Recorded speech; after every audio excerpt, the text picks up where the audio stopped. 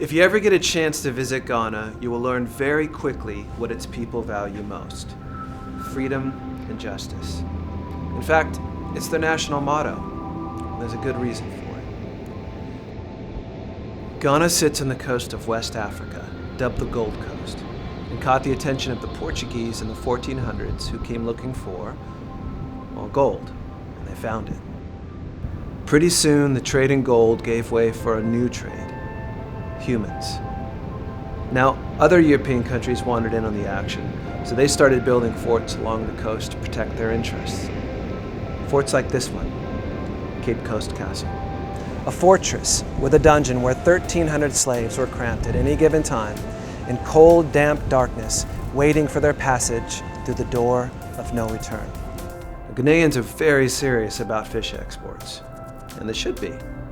25% of all fish caught are shipped to foreign markets, mostly Europe.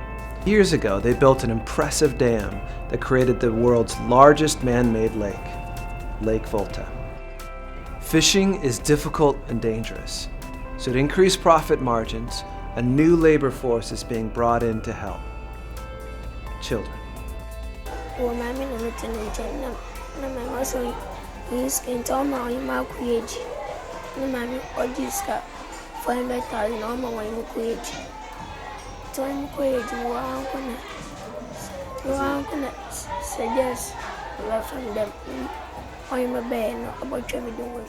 We know slavery is a system, just like it was 200 years ago.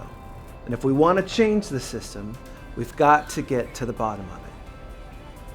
Our aim is to find the children on the lake, set up a rescue, and get them on a path to freedom.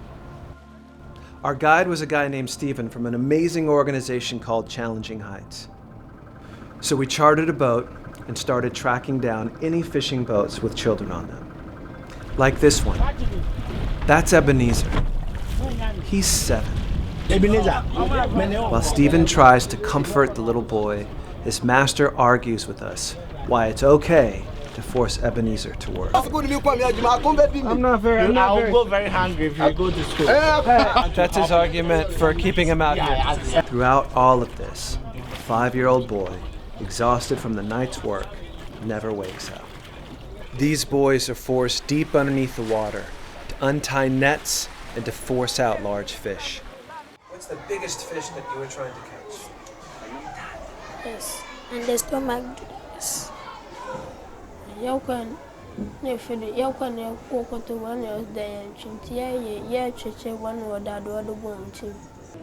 Stephen and our partners are doing amazing work identifying these children so they can be rescued. Rescuing children from traffickers is only the first step. Moving them into a nurturing environment where they receive medical and emotional care is key. Challenging Heights is helping to guarantee that the child stays on this path through education. And what's super smart is they're also helping to stabilize the child's family through microenterprise. And I know it's working. How? Because of this guy. Reintegration is very important because the children would have to have the opportunity to go to school. James was once a slave just like these kids, and he knows firsthand that they can change the system. Too much is given. Much is expected. Too much is given. Much is expected. So here's what we want to do. We need your help to fund the journey of children just like Ebenezer, one at a time. 100% of donations go towards the rescue, the rehabilitation, and the reintegration for these kids. It's not just enough to rescue them. We want to be sure to fund every stage of these kids' freedom. We want to get back out on the lake and change these kids' lives forever. They are going to change Ghana and the world. Let's get slavery out of our system. Please join us.